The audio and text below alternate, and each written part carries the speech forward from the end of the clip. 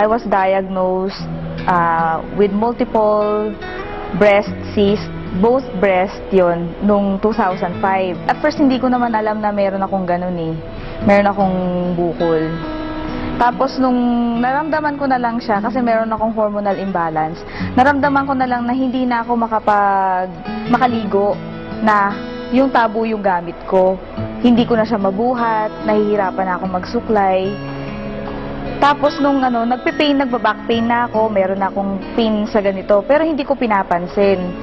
Nung nakalipas na 1 buwan, hindi pa rin nawawala, nahihirapan na ako. Doon ako nagsabi doon sa mother ko kasi umiiyak na ako talaga sa pain. So nagpa-ultrasound ako.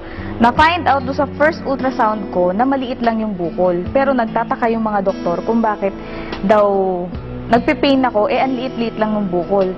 Na-find out namin na meron palang, multiple pala sa both breast, na ang dami-dami niya.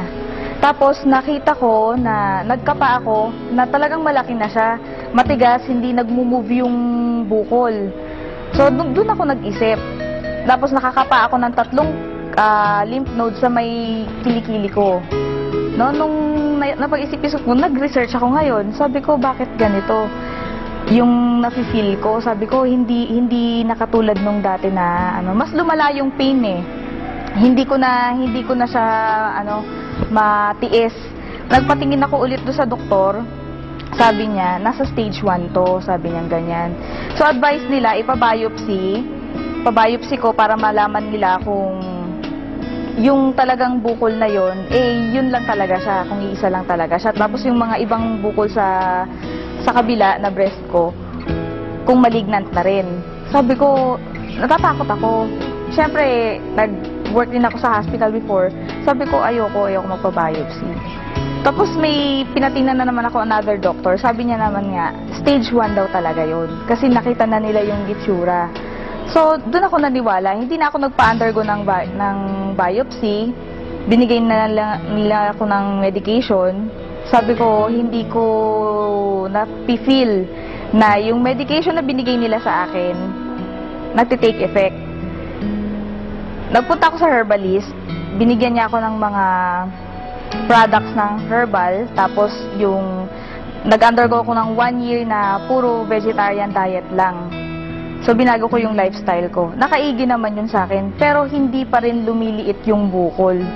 Nag-isip ako ngayon, sabi ko, ano kayang pwede kong gawin para totally mawala na siya? Kasi ang advice nga sa akin, i-remove eh. Siyempre, dalaga ako.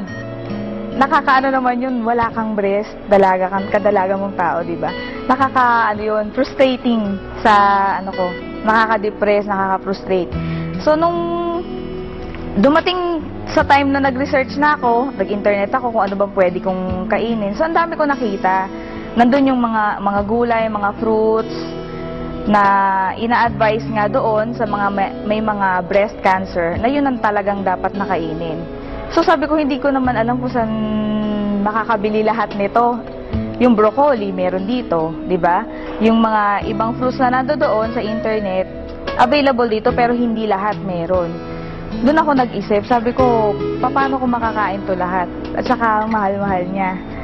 Until such time na dumating yung yung kapatid namin sa church na binibigay nga nila sa akin to, yung Alive. Ini-introduce nila sa akin yung Alive.